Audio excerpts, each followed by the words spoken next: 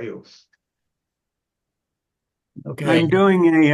I'm doing a work for the committee. I'm on another trip, so my plane just landed in Las Vegas. So Joe claims he can't host the meeting, so I'm sitting here in his place, even though he's sitting in the audience here. I'm, So I'm going to mute myself if I can figure out how to do that. Does anybody know how to do that? No, I'm gonna mute you. Don't worry, Joe. Yeah, mute. I just muted you. you've been muted. Good. Yeah. Okie dokie. I'm gonna mute Jack. The only one I have left is Al, me, and Herb. And I'm gonna mute myself, and Al's gonna mute himself.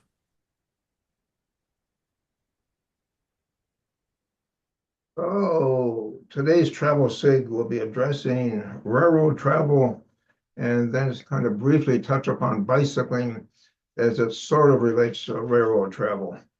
Uh, One, you can transport your bike on a railroad without assembling the bike, unlike a plane where they force you to take it apart and stick it in a bag. And second, there are just hundreds and thousands of miles of abandoned railroad track that have been turned over to biking, hiking, horseback riding, cross-country skiing. And so we're just going to kind of tie into that just a little bit. But primarily, we're here to talk about railroads. And I have one rhetorical question.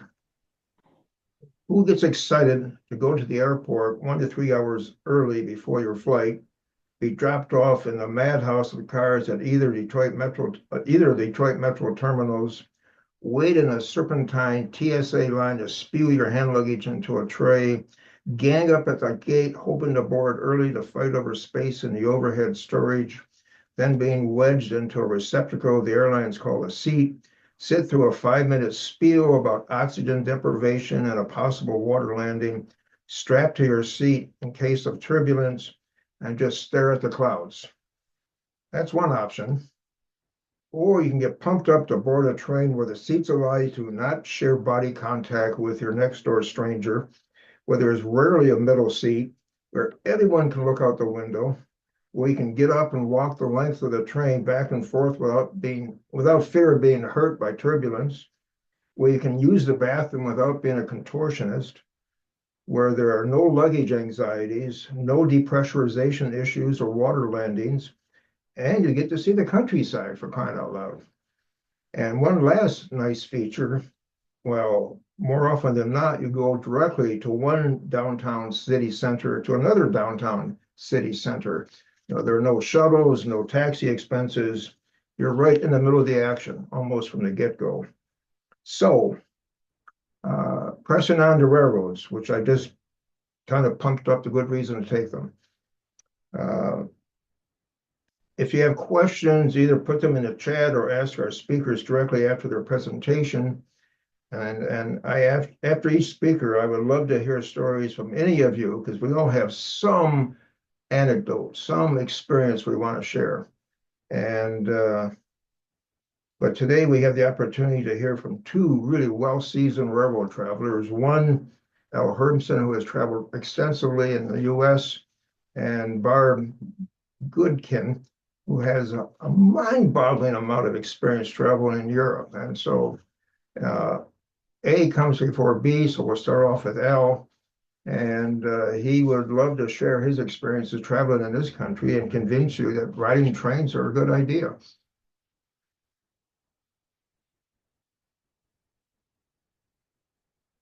Al, you're muted.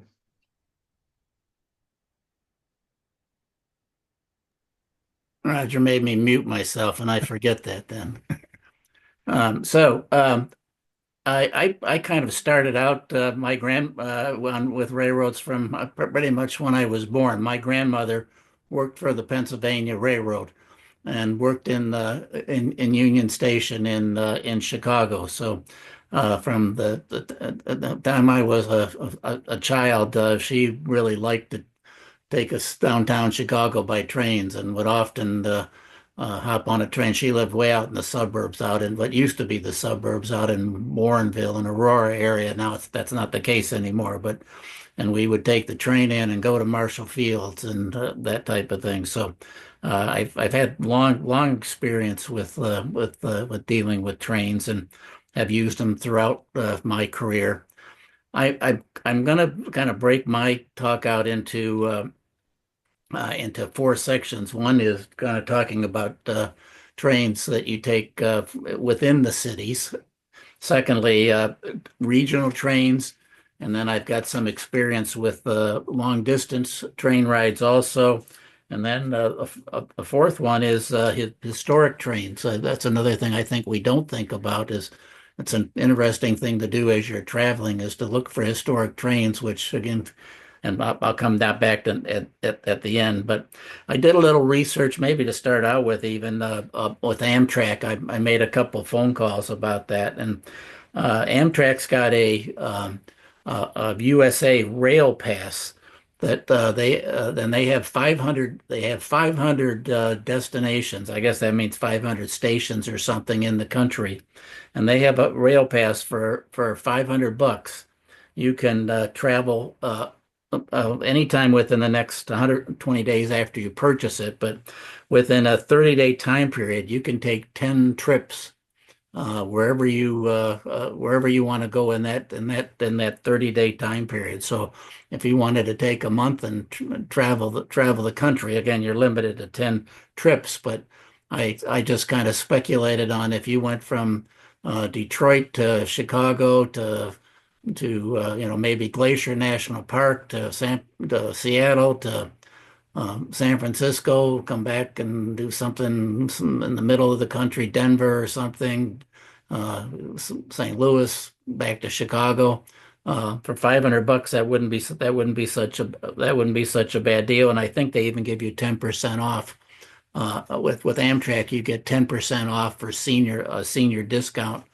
So if you do travel by train and Amtrak, make sure you ask for the senior discount. I guess I'm a little disappointed now. They don't ask me if I'm a senior anymore. They just automatically put it on there. But in case they don't, that's one thing to remember. So a little bit, just a kind of general background on Amtrak. I'll have some more comments as I go through some of the things that I wanted to talk about. So first of all, using the trains within a city, I just think is an excellent thing to do. And again, I've just got some of my experience, and I'm going to ask you for experience that you have in traveling in different cities. Again, having grown up in Chicago, I use that extensively to go downtown and take advantage of all the things that Chicago has downtown. But coming from Ann Arbor, and going to Chicago, even if you're flying into Chicago with all the horrors that Herb just laid out, even if you do fly, you still have to get from the airport to downtown. And if you fly into O'Hare or Midway, it's going to take you a long time, and it's unreliable if you take an Uber or a taxi. You never know what you're going to get stuck in. When I've done that, and I've flown both into O'Hare and Midway, hop on the train. It's right there at the station, and it takes you right downtown to all the destinations that you want to do in downtown Chicago. So I would recommend it. It's relatively inexpensive, and in fact, I just did that. Was that last year? I had a meeting up in Evanston, so I flew into Midway and then took the train up to Evanston. Got a great tour of Chicago on the way. I've done that a number of times, and I've always felt completely safe in doing that. You're hearing about all these things about the New York City train system and some of the things that are going on there. I'll talk about that a little bit more later, but I have not found that in Chicago. I mean, it's an older system, so it's not as quite as clean as some of the newer systems, but it is a great way to get from the airport inexpensively to downtown Chicago. So I keep that in mind. And then Chicago, also has their elevated railroad system. So you want to get around Chicago and get from the Field Museum or something like that to downtown, or if you're going up to a football game in Evanston, You can stay downtown, and their trains go just like everywhere around the Chicago area. So as far as Chicago goes, I really recommend using the train system there.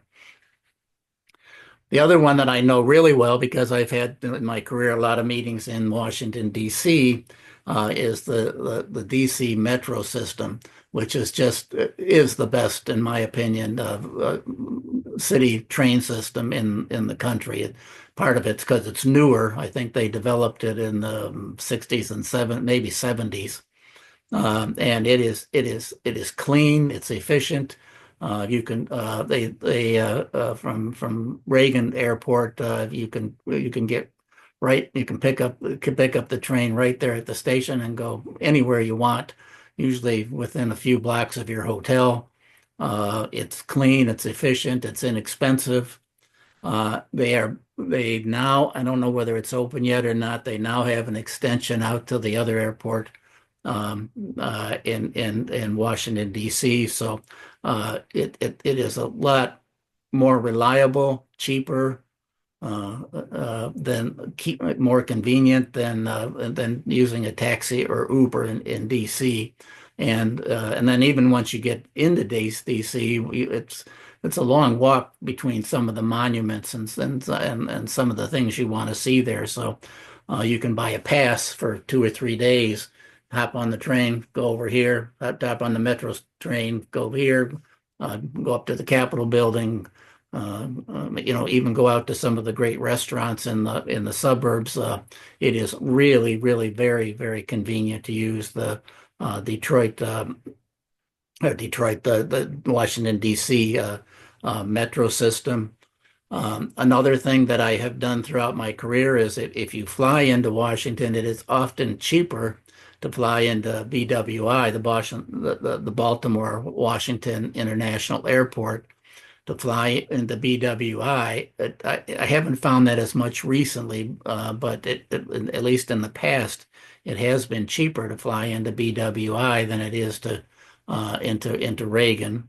And then you just hop on a train out at BWI and takes you right into their main train station. And from that train station, there's a metro stop right there. And again, you can go all over Washington, D.C. So I highly recommend the DC one.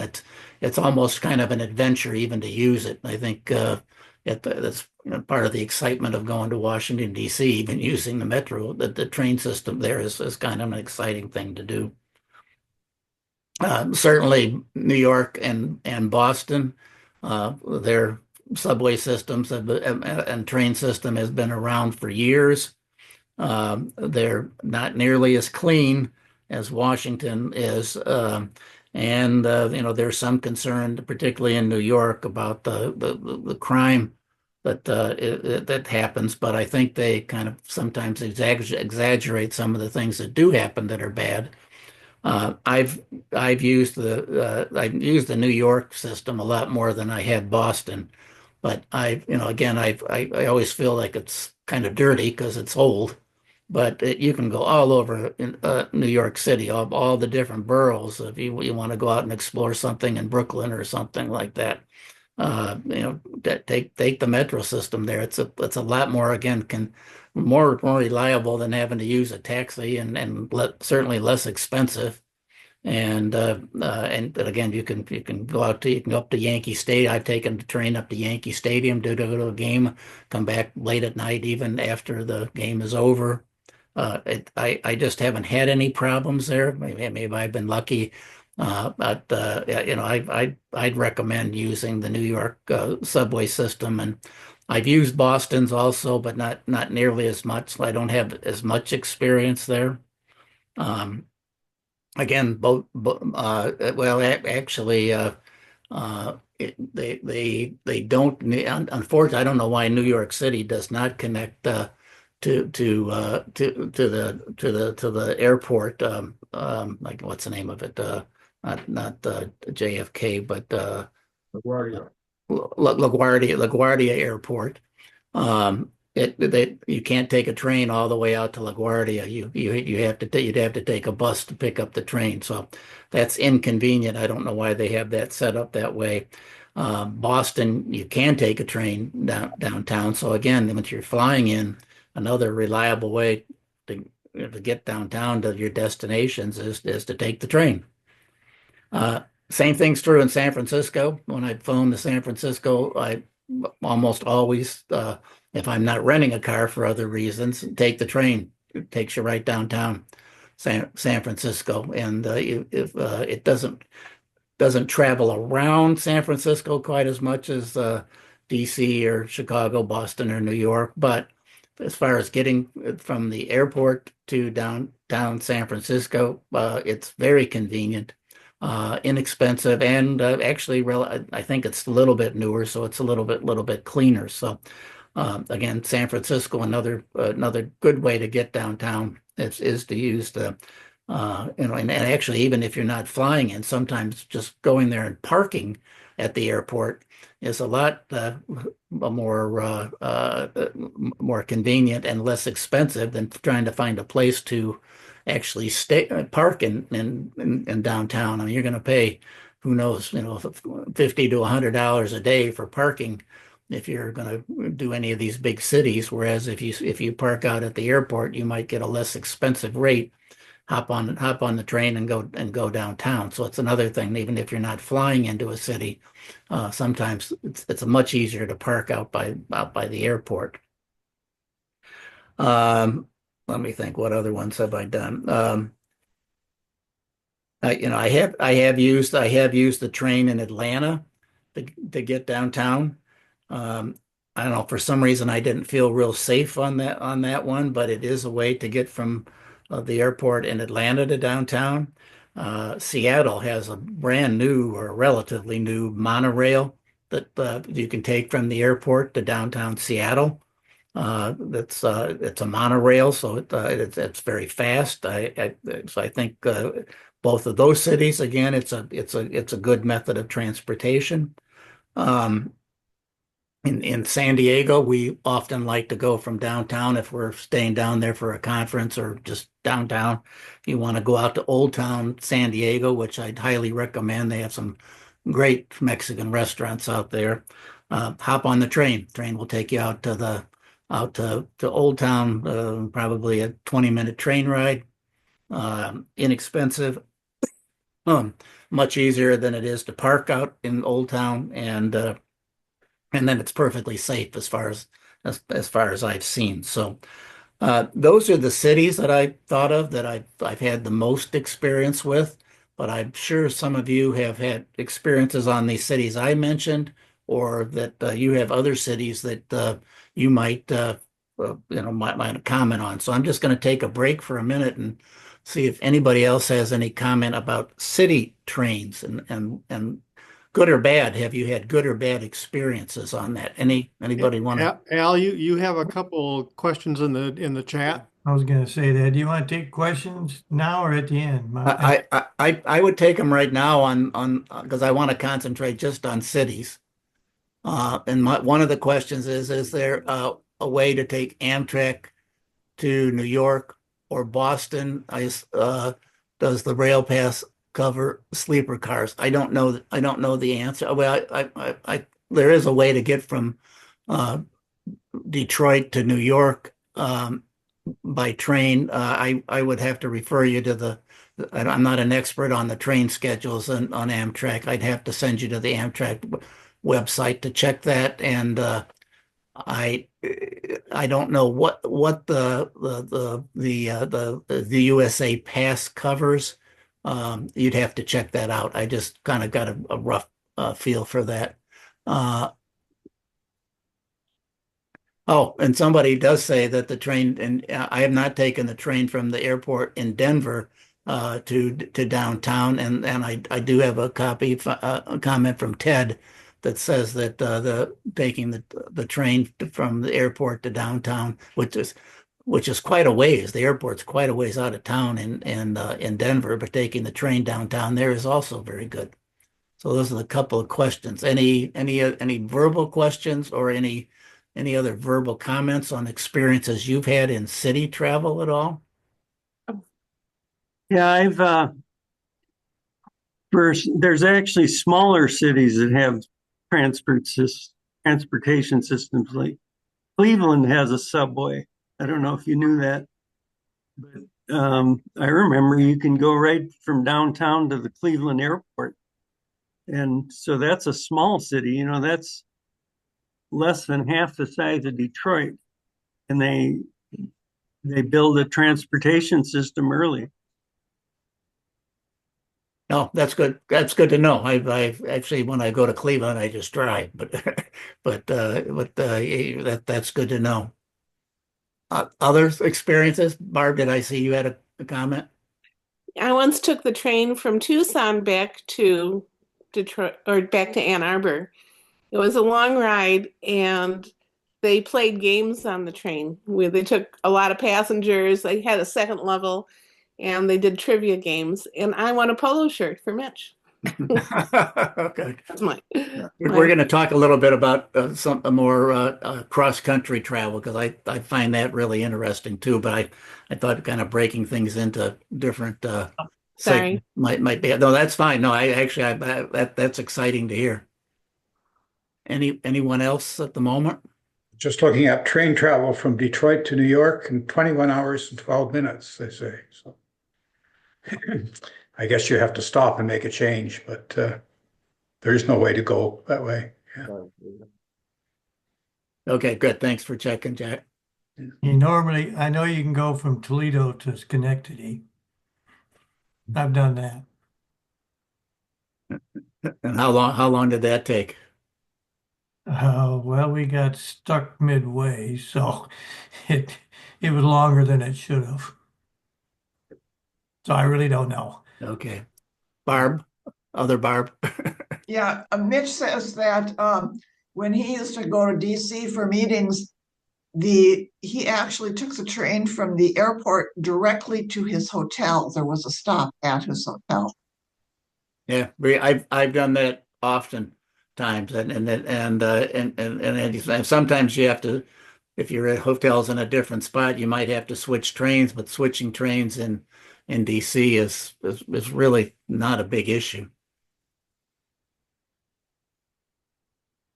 Yeah, I was going to say, Andre and our son lived in Manhattan for many years, and this isn't a train. We've done the subway a lot with the pros, but we did learn taking the bus from down by Times Square to Newark. Really efficient and inexpensive, and if you're a senior, the discount's crazy. We've done it multiple times. Yeah, we actually ended up leaving a car at Newark because we drove out there, took the bus in and used transit and took it back out. It was pretty efficient. We didn't even fly. We left our car at the airport, just like you were saying. So Yeah, it's less expensive to do that. I've not taken any transportation. I don't usually fly into Newark, I'm not even sure whether they've got a subway that goes or a train that goes out to a Newark. bus, It's strictly a bus. but they go in a bus lane. We've never ever experienced it, and it stops like 2 places maybe and just takes off. It goes in the bus lane. Yeah, that's a good combination. Use trains and buses. Yeah. Okay, well let me move on to the next thing that I wanted to talk about, and that's regional travel. And of course, the first one that comes up there is Ann Arbor to Chicago, and I've done that trip multiple times. I've had grandparents that lived in Chicago. One, like I said, my grandmother lived out in the suburbs, and I'd take the train into Chicago and hop on the train and the Chicago train system and head all the way out to the Aurora area. It's about a 5 hour train ride from Ann Arbor to Chicago. Again, have somebody drop you off at the train station. You don't have any part. If you fly, not the other thing that Herb didn't mention is it's going to cost you about $15 a day at least to park at the airport too. So if you want to go to Chicago, have somebody drop you off at the train station. Usually I have heard people have had delays. I've been lucky. I haven't had any major delays in getting the train to Chicago. I have heard people that have had, because they do make some stops along the way, but for the most part they're fairly reliable, and it's about 5 hours, and it takes you right downtown to Union Station, where you can you can either walk to a hotel or take a cab or a bus to your hotel or destination that you have there. Um, again, you can get up, walk around, relax. They've got food and everything else on there. That's for all the reasons that Herb listed earlier. I think it's a great way to get to Chicago. It's probably my daughter just went with her family to see the aquarium in Chicago. They did not take the train, but they have four of them. So if you have four train fees that you have to pay, it's going to be more efficient to drive. They're not going to fly, but it's going to be more economical to drive. But it's also a matter they traveled there when they were worried about the snow and ice and everything else. That's another nice thing if you're going to Chicago when it's bad weather. Taking the train can take a lot of stress out of your trip in going to Chicago. Um, I did check the train rate for round trip for a senior, and the price that I got was $115. Um, if you fly to Chicago, I thought, well, I'll just check to see what Delta you can get an economy one, at least right now. But the one I checked today was you can get an economy flight for $112. That surprised me, or main cabin for 172. But again, now you have to pay for parking. That's like I said, $15 a day or so. You've got to get from the airport. You got to get to the airport at least an hour early, and then you've got to wait to get luggage, and then you've got to find some way to get downtown. So, cost wise, it looked like, well, maybe it's about the same, but as far as overall expenses, particularly if you're talking about one or two people, I think it's a much more economical way to get to Chicago. And I don't know, it's kind of fun to see the scenery and everything else along the way. So if you haven't done it, I'd say at least try the Ann Arbor to Chicago train at some point. I think you enjoy it. I've also done the train from DC up to Philadelphia. I think I was transferring conferences at the time. I had something in DC and went up to Philly, and they picked me up at the Union Station in DC, and dropped me off at a station in Philly, and I got to my hotel without much of an issue. I know lots of people that have meetings in DC from New York City. One of my friends, particularly, that had a lot of things going on in DC, almost never flew from DC from New York City to DC. He always took the train and just found it much more convenient, cheaper, and that's like it's a way to see two different cities. Not that you're going to conferences. They again doing a comparison of the rate. The train going from DC to New York City is $223. I did see that the flight from DC to New York City was around $200. So it's kind of a comparable price, just the cost of the flight or the train itself, but then you've got all the additional time and costs that go along with taking a plane. So just trying to give you some comparisons. If you're out in California, traveling from any one of the big cities in California to another one, they've got a train that goes from San Diego. I think it certainly goes all the way up to Seattle. It may even go farther than that. If you're in one place or the other, or actually, what we have found is sometimes San Diego is cheaper to fly into, and if you've got something going on in Los Angeles, it's cheaper to fly into San Diego and then take the train, and maybe do some things in San Diego, take the train up to up to Los Angeles, or if you are going beyond that, it's a good way to visit a variety of cities out in California. I have a nephew that lives in the San Diego area, and he just moved from downtown out halfway up to Los Angeles, and he's going to take that train into work every day. It's very reliable. It runs on a regular schedule. Lots of people. I haven't taken that train a lot, but there's always lots of people on that train. It's very reliable and a good way to see a wide variety of California. I will mention in San Diego, one of the things that well, I think I already mentioned that is going out to Old Town in San Diego, and that's the train that we take up there. They drop us off, and it works out really well. Um, the train from New York City to Boston is also very reliable. My daughter lives in Connecticut, about 2 hours north of New York City. So rather than taking any other form of transportation, and not actually, it's a whole lot nicer than driving a car and renting a car and driving on all that horrible traffic on I-95. I take a train from New York City up to her up the Stratford area in Connecticut, and I think it cost me $23 round trip to take a train up there. So, and I'm sure if you go other places, it's again very economical. The trains run on a regular basis.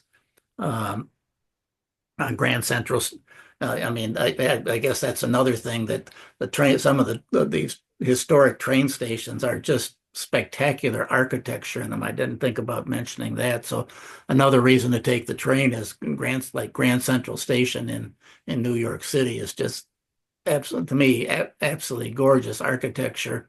All kinds of great restaurants in Grand Central Station.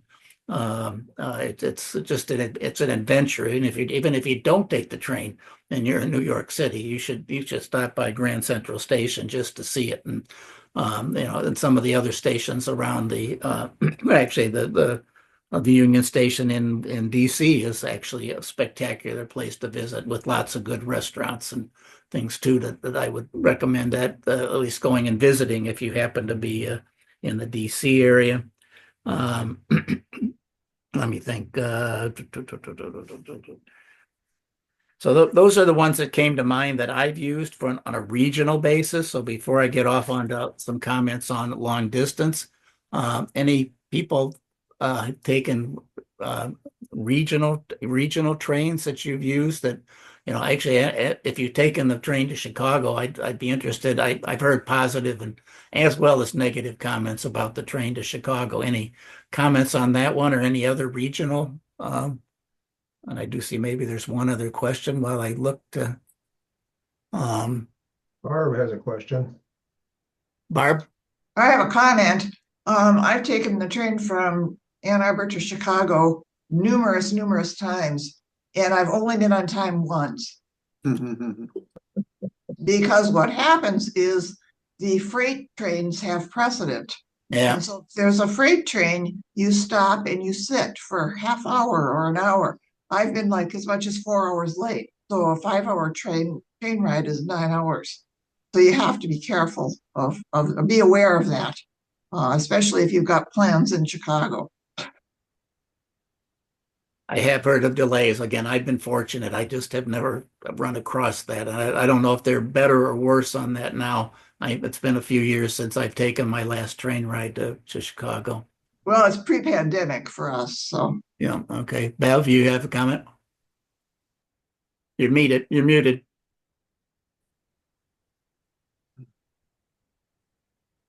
You're still muted.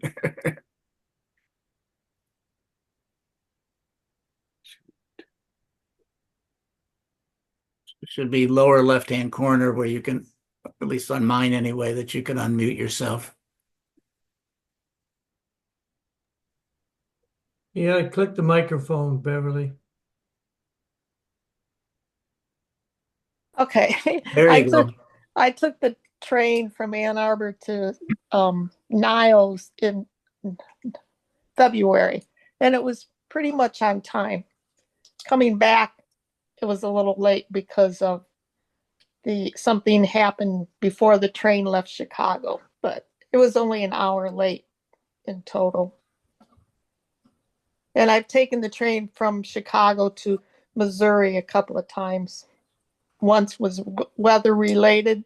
When I was a child, we were driving to my grandparents in Missouri and their big snowstorm, so we had to take the train from Chicago to Missouri, which was nice. It was our first train ride.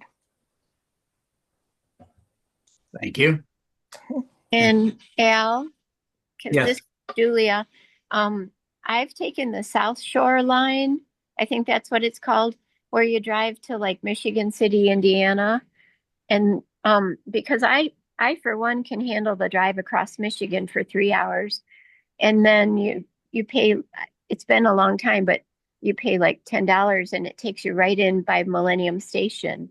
So that's one of my ways to get to Chicago, because the only thing is you have to really pay attention to the schedule and be punctual, because the next one might not be for 2 hours. But you're right. That's a really that's a good comment that I hadn't thought of. Is the worst part about it's a nice drive, wonderful drive to Chicago till you get to Michigan City area, Yes, and then it's absolutely awful. So if you can go and take a train, drive there, take a train there, and it's a shorter drive and inexpensive to park. That's not a bad idea. On a it's good way to free. get there. Yeah, Yeah, parking is free. and parking's And free. Oh, okay. I think we experimented. I don't even think I did Michigan City. I think it was called like Dune City or something like that, and it was the middle of nowhere, so rural, which I like.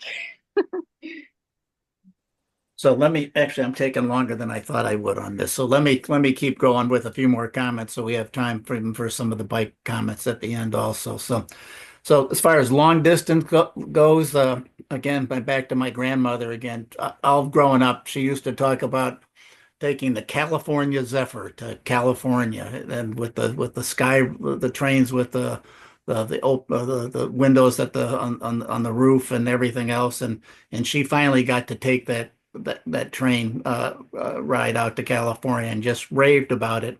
So when I had a chance to take a train, I did when I was younger.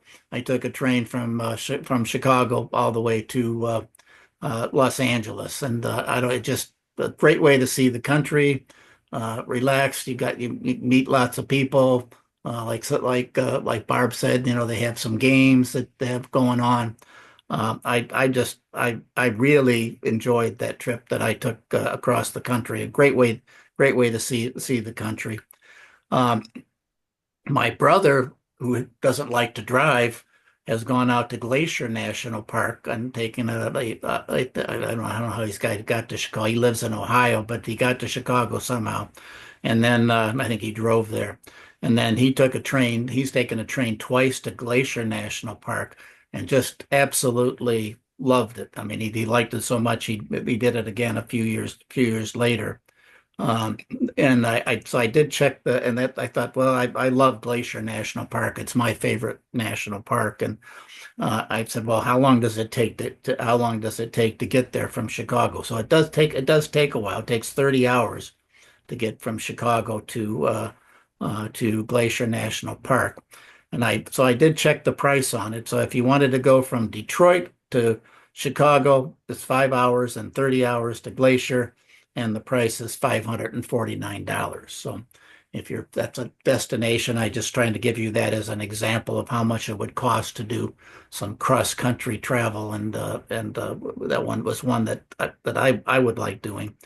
Another thing that I mentioned that, going to the train stations, and how the architecture and the history that's in the train station. The other things that the railroads did over time was build all these historic lodges across the country. So the lodges in Yellowstone, the lodges in Glacier, the lodges in Grand Canyon were all built by the railroads, and they're historic. They've been around since the 1800s, and these big log beams. And again, even if you're not traveling by train, if you're traveling by car, stopping and visiting, having a meal, or staying overnight at one of the hotels that the trains stay, the railroads have built over time is just to me, a fascinating thing to see.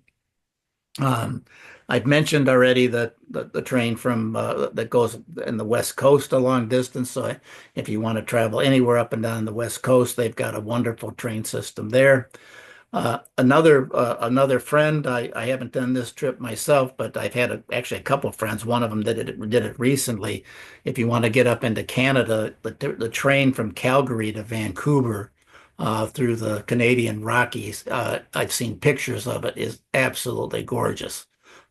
She and her father and her son did that trip. I think it was last year or the year before, and they just raved about it. They made a whole vacation out of taking the train from Calgary to Vancouver and back. I have taken the train from Windsor to Montreal. So you can go, obviously you can stop at Toronto on the way. So you want to go to a ball game in Toronto or see any of the other things going on in Toronto. The train from Windsor to Toronto is great. I did a ski trip to Mount Tremblant in Quebec, and I took a train from Windsor to Montreal, and then took the train from Montreal up to Mount Tremblant. But didn't need a car the whole time. It was another great way to travel. And so I again trying to keep my comments on time. I'll just open it up. Anybody else? Barb already had a good comment on the traveling from Tucson that I thought was great. Anybody else? Any experience with traveling cross country at all that you want to make? Well, when I was 16 years old, which is many years ago now, we took a bus from Kalamazoo to Chicago, and then we took a train all the way to Denver. I don't know how many hours it was because I don't think we slept at all because we had these nice skylight things and then we took a bus from there down to Philmont Scout Ranch. And that was an excellent trip when I was 16 years old. I Oh. love the train. Yeah, I know that there's something about it, like Herb said to start out with. You can see the countrysides. You don't have to worry about driving and and traffic and all that kind of thing. The cross country train trips that I've done, I've just really really enjoyed. Any other comments on cross country stuff? Okay, I know you want to hear about Europe too. So my last topic, without taking too much time, is always look for the historic trains that are in the area. I mean, in the past, railroads have been a bigger part of our transportation, and I've done historic train rides in Durango, Colorado, in the Black Hills of South Dakota. Um, there is a snow train up in Sault Ste. Marie that goes up into Canada in the winter that's supposed to be beautiful. And just lots of places have historic trains that allows you to see the scenery in the area with a lot of commentary and that type of thing. So it's another aspect of the train systems in the country that sometimes we forget about, is taking some of the historic trains that are available in the area. So I don't know, any comments on historic trains that you particularly have liked that you've Marjorie, you're muted. uh, around Grand Canyon. And it is historic and it is touristy. So they had robbers race along the train on horseback. And then they got on the train and came down the aisles. They weren't real, they were actors, but it made it very lively and historic. So that was funny. Yeah, there's kind of fun things to do. They have mystery trains also, seems like another big thing that a lot of them do, that you play a mystery game and get a meal. I know there's a number of those throughout the country. Right. One in Holly, I think. There's a steam-powered train down near Adrian area that goes for about 15 miles one direction, then reverses and comes back. And you ride in an open boxcar or something, and that's pretty exciting. Yeah, I didn't mention hobo. I mean, you can just hop on a train in one of the box cars and go across country.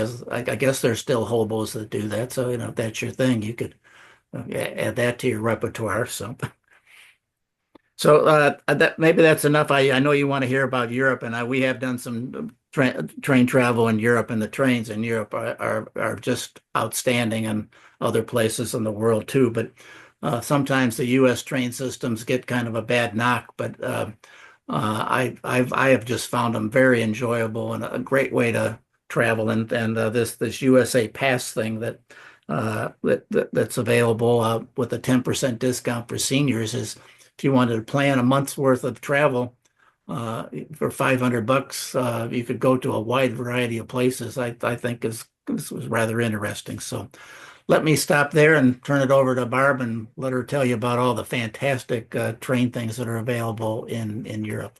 Let me just give her a quick introduction. This is a person who has traveled a mind-boggling different countries in Europe, 40 times to Europe, visited and traveled on trains in 15 different countries, has experiences with rail passes, individual purchases of tickets, and just, has a wealth of information. So I'm going to turn it over to her, and she can just boggle our minds with all the travel in Europe.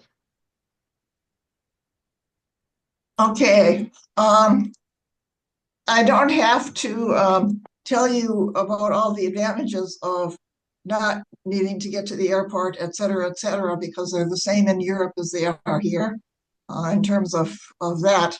But I will say that I sort of accidentally got into using trains because I was afraid to drive in Great Britain.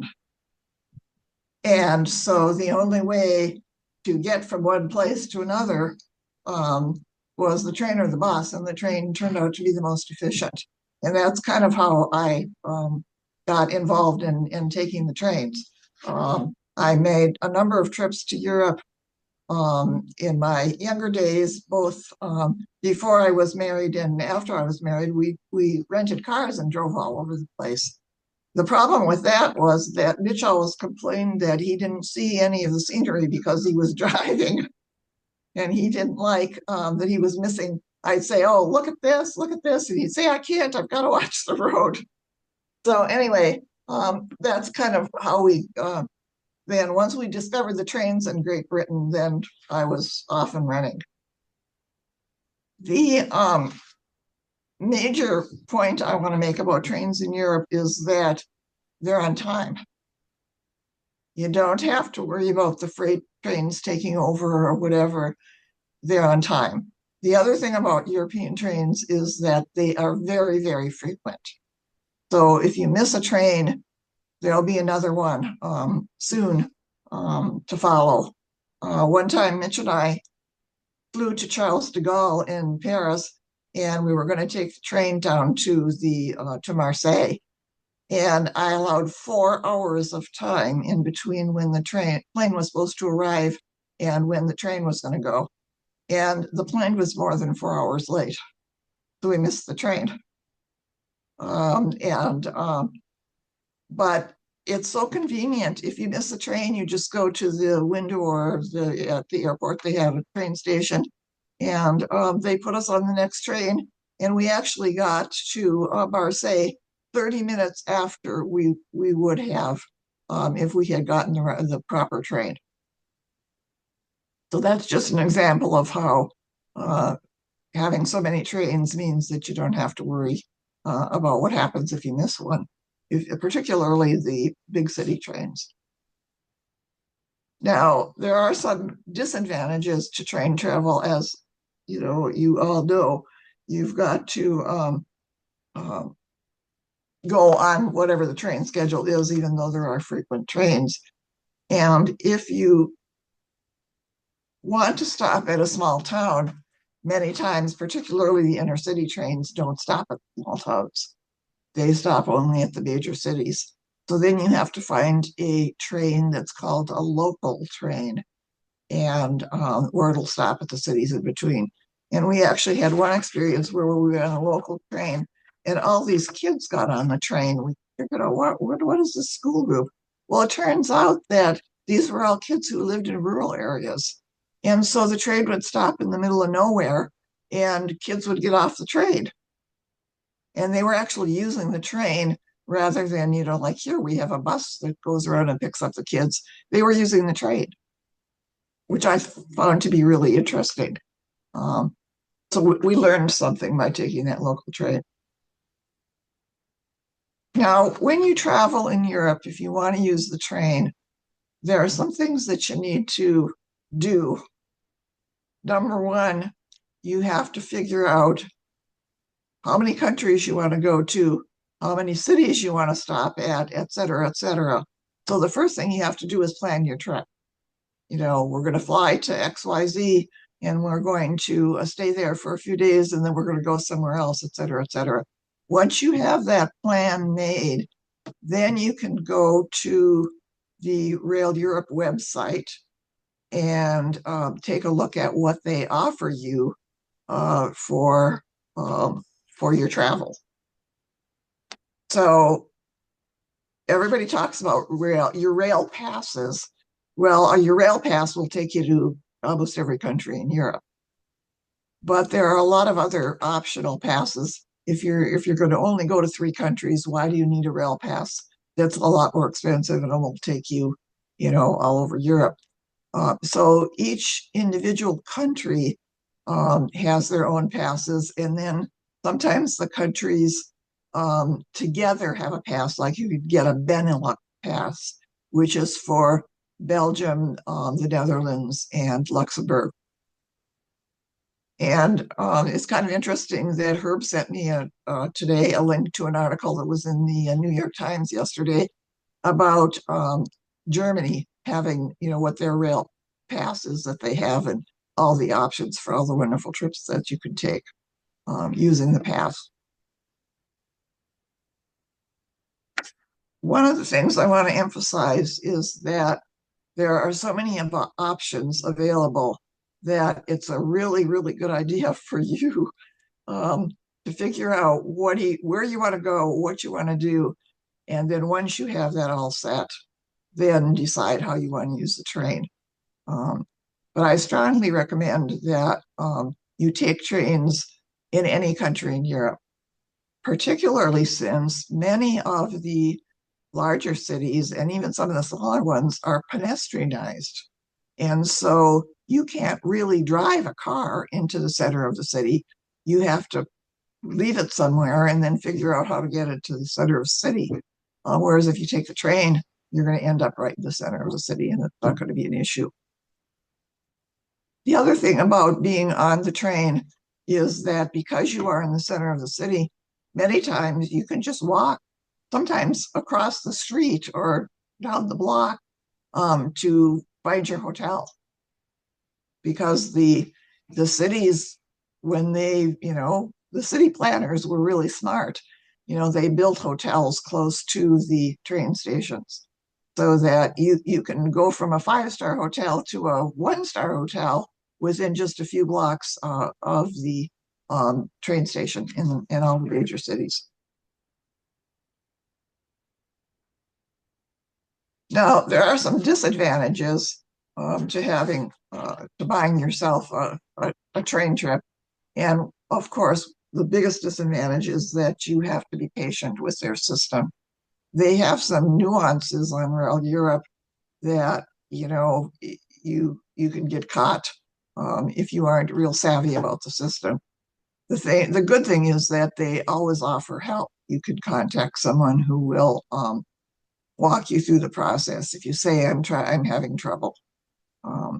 I was fortunate years ago to know somebody who worked at the AAA here in Ann Arbor, and the European Rail Pass system used to send a printed schedule every 6 months, a new schedule.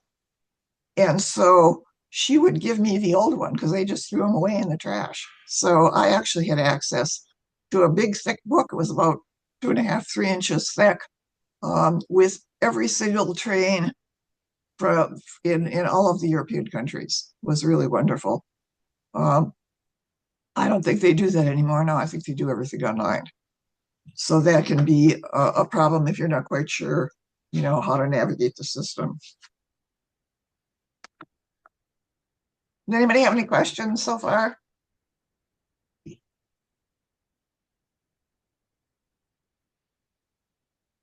there are a couple of other comments I want to make, and Mitch has a question. I had a question. oh, okay, go So ahead. I was in Europe about 50 years ago. One thing I remember about the trains is the bathrooms. Are they much improved compared to what they were in 50 years ago? Because it was just a hole in the floor. Really? Yep, that was the toilet, the hole in the floor. I never saw a hole in the floor on a Okay. train. I did. I saw many of them. Okay. Yeah, no, I never. I did in a train station Really? in the town in France where Mitch's dad lived, Brive. They had a hole in the wall for the bathroom. They had urinals for the men, Yeah. but then women had you had to walk through past the men at the urinals to the hole in the ground. Fortunately, there was a door on that, but it was a hole in the ground. That's the only time I ever saw a hole in the ground in a train station, and never on a train. Yeah. That's great. You know, Barb, one other comment on trains, actually, it's probably US and Europe, is if you're traveling with a lot of luggage, particularly big pieces of luggage, they don't allow an awful lot of space for luggage. So you have to make sure you get on the train early enough that you find a place for your luggage. Some of them are really good. The Swiss trains are particularly good. I wasn't as big a problem, but in Italy when we were traveling, we love the train system, but when you're traveling with 2 or 3 big bags, it can be a bit of a challenge. So something to plan to get there early so you get a spot for your luggage. Well, back when we used to use bigger luggage than we use now, we only use carry-on. They have racks at the end of each rail car where you can put your big luggage. And then above your seating we always can fit our carry-on luggage right above the seating. It's not the carry-on that the issue. It's those spaces at the end of the car for us. My wife particularly, but I guess I'm guilty of that too. We still bring bigger bags along, and so that can be a bit of a problem. It doesn't discourage us whatsoever, but just to be aware of that. Yeah, well, we long ago gave up carrying big luggage. We just carry on. So, but you're right, those things do fill up. And it's amazing. European travelers don't worry about the size of their luggage. They just carry these huge things onto the trains. It's absolutely incredible. Now, one of the things that can be really confusing about trying to figure out what kind of a rail pass you want is that they give you so many options. I looked at the Rail Europe website the other day, and here's what they had. They had a pass where you could travel any 4 days in 1 month, any 5 days in 1 month, any 7 days, or any 10 days in a month, or 15 days in 2 months. And then they also had passes that were good for every day for 15, 22 days, 1 month, 2 months, or 3 months. So you really have to know, like how many times are you going to hop on the train? And do you need a pass if you're going to go somewhere every day, which I don't recommend, but then you want a continuous pass. But if you're only going to travel to 5 different cities, then you need to find a pass that'll maybe take you any 5 days in the month, and then you just use it, for those days. And they have a system where you keep track of which days you've already used, and the conductors are real good about that. They don't let you cheat. Years ago, Barb, when I went to Britain, you could buy the Brit Rail Pass in this country, and it was a lot less expensive than buying it there. Is that still true? Is that true throughout Europe too? Yes, not only is it cheaper, Rail Europe really encourages you to have all your ducks in a row before you go. And the reason they do that is because Europeans, they're just really savvy about, having their train system. And they put the number of cars on a train based on what they've got in the way of reservation. And I'll talk about seat reservations in a minute. But we had an experience with a family member who was remiss in not doing what I told the person to do, which is buy your tickets ahead of time. And so we bought our tickets, and I don't remember how much we paid for them, but this family member met us in Europe and then said, well, I'll just go to the train station and buy the ticket. Well, she paid more than twice for her tickets than what we did. All because she, didn't follow by instructions, because it is a lot cheaper if you buy them ahead of time. Even in Europe, if you buy them ahead of time, it's cheaper. But especially so if they're bought here. Yeah. Yeah, Rail Europe they really tout their system. They really want you to use what they have available. And they have another system that we have to talk about, and that is if you buy yourself a rail pass, whatever kind of rail pass you have, in order to get on the train, you have to have a seat reservation. And you can either pay for the seat reservation and have your seat chosen before you leave this country, or when you get to Europe, you can actually go to the counter and buy yourself a seat reservation there. And I don't think that the price, is much different if you, wait until you're over there. I tend to be kind of a fuss budget, and I want to make sure I know I have a seat on the train, and so I, buy all the seats here in this country. And the seat reservations, the cost generally depends on how long you're going to be on the train, but it's several dollars per seat for the reservation. So even though you have a pass, you still have to pay for a seat reservation. Otherwise you stand. Well, they won't, they're not, I don't know I've ever been on a train where the only time I ever stood on a train was back when I was single and I was in Ireland. And they didn't have the reservation system back then, but I stood on the train there because it was so full. I don't ever do it. But I don't think, Mitch just said he doesn't recall that we ever, stood. They want to make sure you have a seat.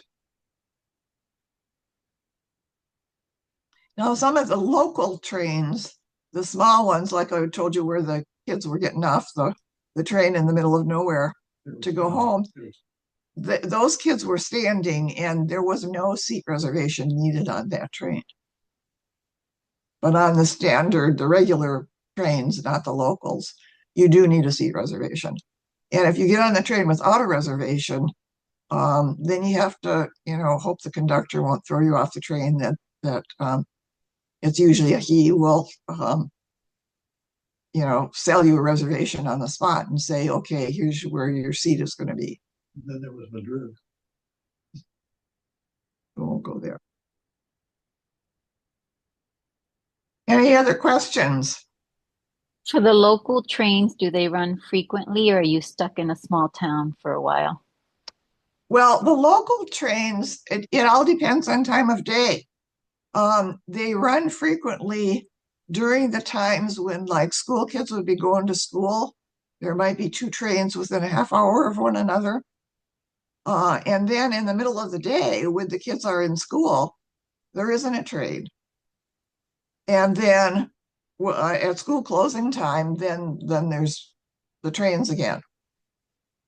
So, but you might not even see those local trains listed on the Rail Europe schedule. They really, from this country. I mean, the time that we took the real local train, we got on it, in Europe. We didn't have a reservation until we got that when we were going to take that train. Any other questions? Yeah, I have a question.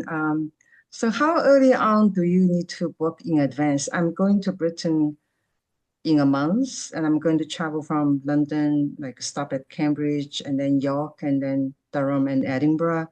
So I haven't booked any train tickets yet. So do you think I should start booking the train tickets soon? Or?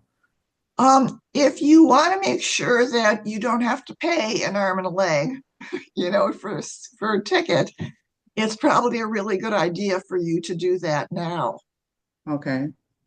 And you can do that if you know, like how many days you're going to be in each city and whatever, then you can go and there's, get yourself, you may need a Brit Rail pass, for example, because you're going to several cities.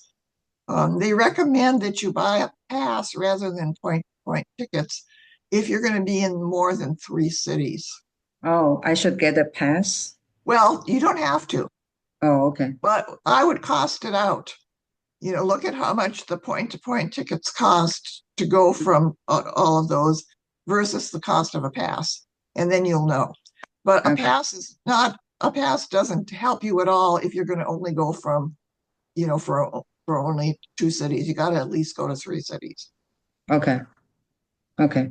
But if you purchase in advance, if there's anything that, that make me to cancel the, trip, it's not refundable, right? No, that's not true. Oh, You have to look at when you buy the pass, look at what the conditions are, what they say. okay. Because I've never had to, I've missed the train and had to rebook, but I've never had to cancel. But I know that you don't lose your money there. The, Europeans are pretty savvy. They want to make sure that you like them and that you like the way they travel, etc. Used to. So I don't know if things are changing now. We don't seem to have friendly relations with a I know. lot of countries. Yeah. So you have to, figure that out. Okay. Okay. Thanks. Any other questions?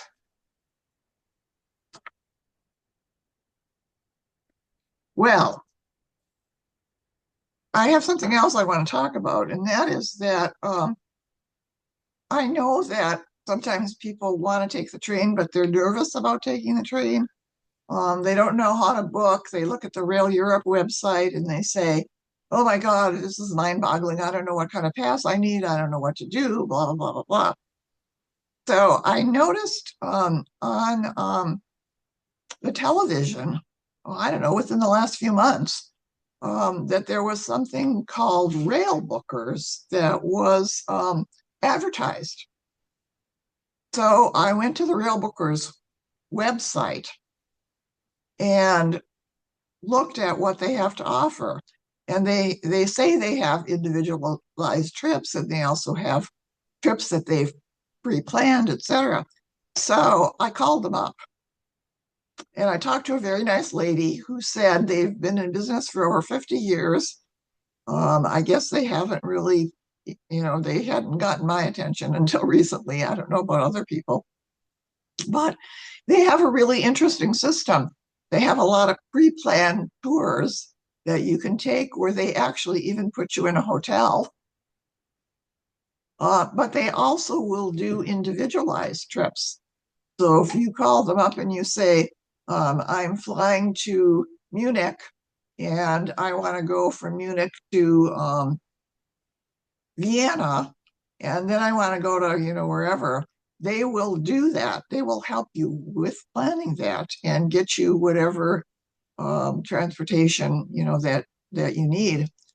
And also will put you in hotels. And I said, well, what if I have a favorite hotel that I want to stay at? Well, if your favorite hotel isn't in our system, we have a rule. No matter how many train trips you take that we planned for you, at least one of them you must stay in a hotel we recommend, which I thought was really interesting. But the woman also said that they recognize that there are people who are really nervous about doing their own planning, and so that's why they're in business. And I guess they must have deals with hotels where they get a kickback if they put you in their hotel, and that's why they have that rule. They won't let you name the hotel that you want. Because I've traveled, I've been in all the countries in Europe except for Greece. And Mitch and I have favorite hotels that we like to stay in. I don't want to stay in a hotel that somebody puts me in. And even when I was in Eastern Europe, which was on well, I've been several trips to Eastern Europe, but the hotels that I was in were all very wonderfully planned, and those were U of M alumni tours that I did. I don't know if any of you have done U of M alumni tours in Europe. Anybody besides me done a U of M? Al's the only one. I found the U of M alumni tours to be very, very interesting. The success of the tour is partially dependent on the U of M provided host for the trip. I've been on like 4 of them, but they're also very interesting trips because I'm kind of an independent-minded traveler, and so I don't like to always, fly into whatever city they're taking. We're going to, and then the first day you have to be on the go and whatever. I like to go early and get unjet lagged and whatever. And so I have never taken a U of M alumni trip where I left home with the alumni group and came back home with the alumni group. But they've been very flexible with allowing me to do that. We've done the same thing. We usually fly in early and do something, and often stay late, either on an extended trip or just do it on our own. And I will say that the alumni trips, you stay at some pretty nice places. I've never stayed in a hotel that it's nice that they check out these hotels ahead of time and they stay at some pretty nice places. Well, when I was in Poland, in Warsaw, we stayed in a 5-star hotel, the only one I've ever stayed in my whole life. But otherwise, there are 3 and 4-star hotels, and they are very, very nice. But what's interesting about if you want to take a U of M alumni trip, one of the things I found to be kind of, I don't know, it sort of saddened me in a way, because I think of myself as a U of M alum being kind of, I'm very protective of what a great university we have and how smart all of us are and, whatever. And the first time I went on an alumni trip was in Burgundy in France. And so and my sister came along with me. She's also a U of M alum. And we flew into Paris ahead of time, spent a few days in Paris. And the rest of the tour was arriving via Lyon. That was where they, meant to go to a small town. So I figured out how to get from Paris to the nearest train stop from this small town we were going to be in, and found out that there was a bus that would meet the train that would take us to the small town, et cetera, et cetera, et cetera. So that's what we did. And so we got to this small town, and the France-based tour guide was already there. And she said, "How did you ladies get here?" We said, "Well, we took the train and then we took the bus and here we are." "Oh," she said, "I can't believe it." She said, "You will not believe how stupid some people are." "What are you talking about?" She said, "You just wait and see." So the tour group arrives from the Lyon airport. And the first thing that happens is that it's on a Sunday. And there were 2 ladies who had not read the brochure, all the information they sent us that said, if you need money, the bank's not open on Sundays. And they were almost hysterical. They didn't have any money, any French money. And the bank was closed. And they didn't have an ATM card. And so there they were. They couldn't do anything that wasn't, already pre-planned. So the tour guide kind of looked at us and rolled her eyes. And, she said, "We send all this information and we tell you exactly, here's what you need to know. And people don't read it." And I thought, that just really saddens me about a U of M alumnus that doesn't read the information. So I don't know, maybe I'm just expecting more from U of M alumni than I should be. So I don't know, Herb, or Al, did you have any experience like that with people that didn't know? There's stupid people everywhere. I know, but But for the most part, no. That's the other thing is on our trips, the people have been very congenial, and yeah, they do their planning and they know what they want to see on their own. So for the most part, no. It's a very good group of people to travel with.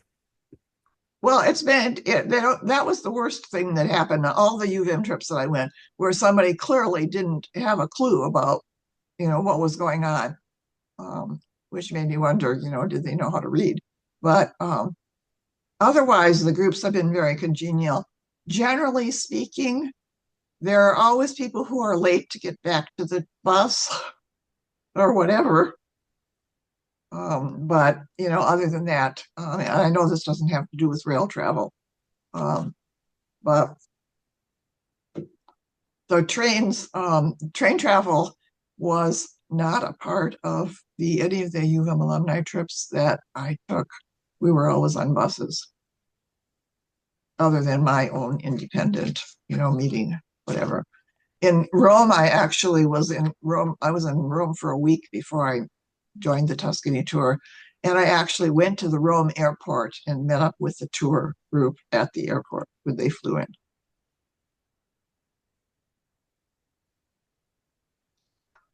Which was, worked out Train just fine. station is something else. Excuse me? The main train station in Rome is something else. You need to get there a couple minutes early. Well, it's huge. Yeah, like Amsterdam and some of those other airports, they're huge. But the rail station is mammoth.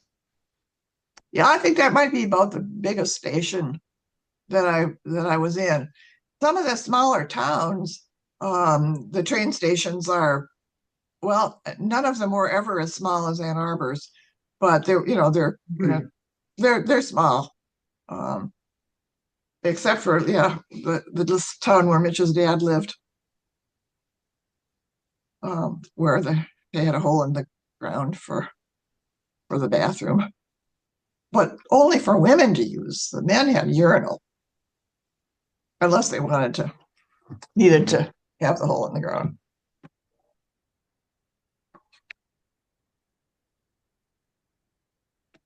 Okay, any more questions for Barb or Al? Anybody have their own little anecdote to tell about their travel experiences?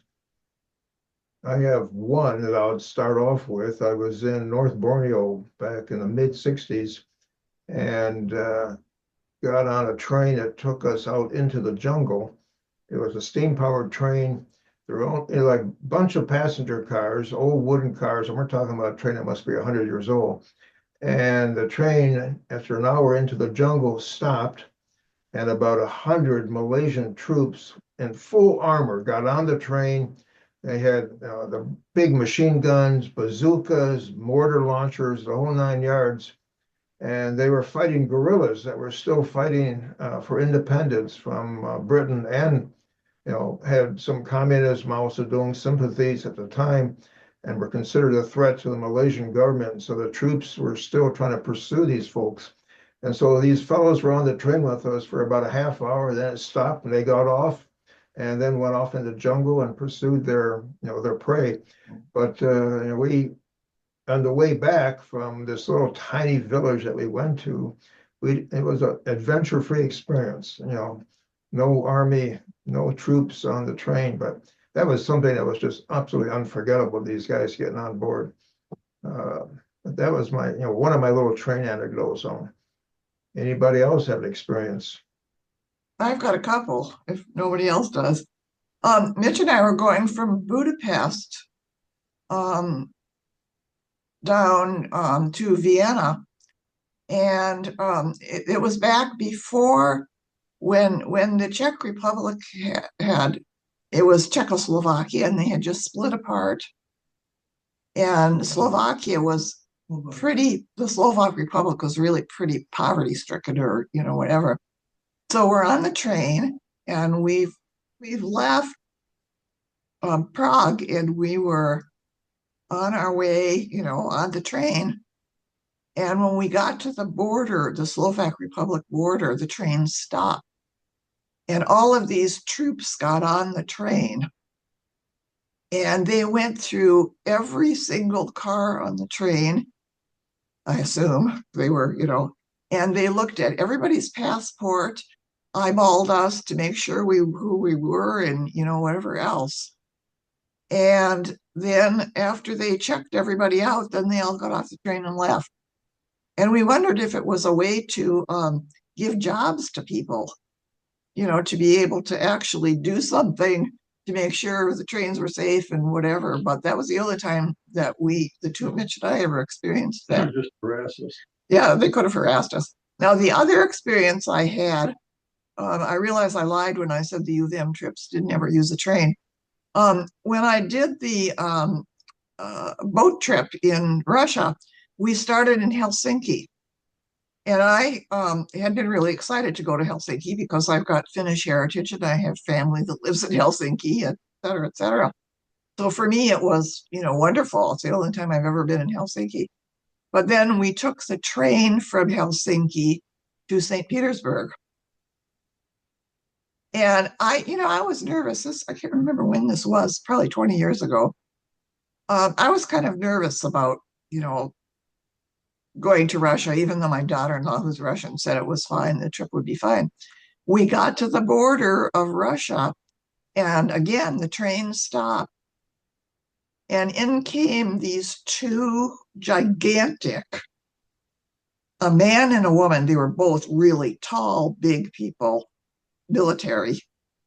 And they took all our passports and disappeared. And we sat and we sat and we sat and we sat. It seemed like we sat for 5 hours. I think it was more like 30 minutes. But, I thought we're going to be stuck on this train forever. They took our passports and they're gone. And here we are. But eventually they came back and we all got our passports back and the train went again. But that was just a really unsettling experience, that they would disappear with our passports. I mean, at least the experience we had in the Slovak Republic was they were right there standing in front of us looking at our passports. But these people just took them and disappeared. And I didn't like that. I wouldn't recommend Russia right now. But of course, nowadays we don't go to Russia anyway, so. It's another good reason to have another copy of your passport with you, at least anyway. Absolutely, absolutely. You have to have. I always have more than one. Yeah, so do we. So do we. I have one in my money belt, one in my purse, one in my suitcase, just to make sure. Yeah, great idea.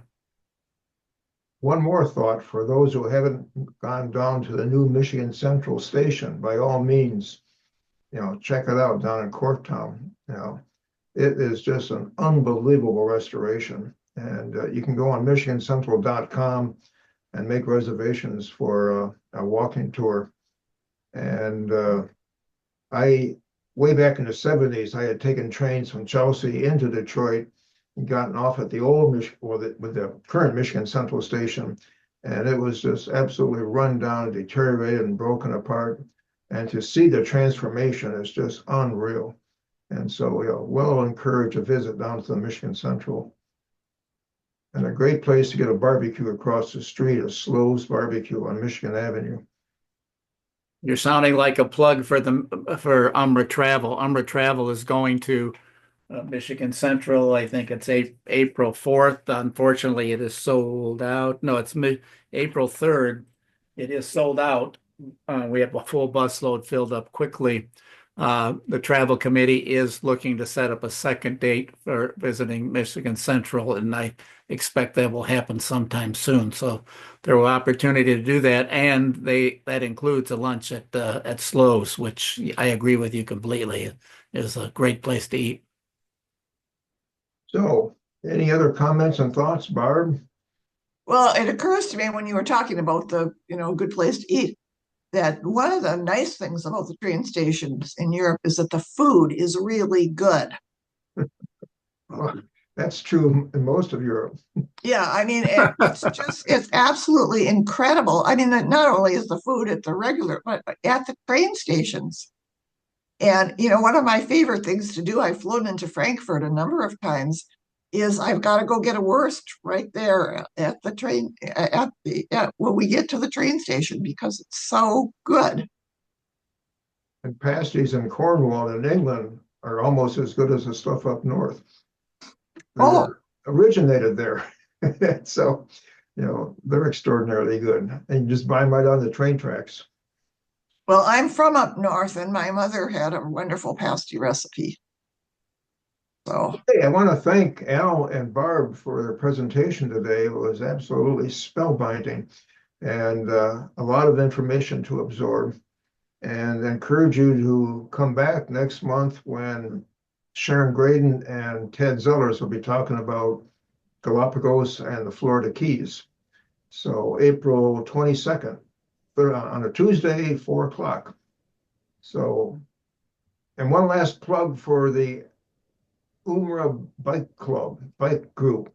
We have a meeting coming up in late April. I think Sarah Ellie sent out a message, and maybe at some point we'll do a Rails to Trails bike ride. There's a great one out near Stockbridge and Hamburg, the Lakeland Trail, which is a great rail trail experience. So, any other thoughts before we bid adieu? The UMRA Bikes planning meeting is on April 30th at 11:45. I think they're meeting in Dexter. If you're a biker at all and want to get involved, it'll be the second year that we're having the biking group. So I'd encourage as many as you that are interested in biking to attend that meeting and help plan the bike rides for this year. I just want to say that if anybody has questions or is looking for somebody to give them any advice, kind of like Beverly asked for, I'm really happy to answer, questions. Feel free to contact me. BarbGoodkin@AOL.com. Hey, thank you all for attending. And Thank you. We'll see you next time. Thank you all very much. Okay, bye-bye.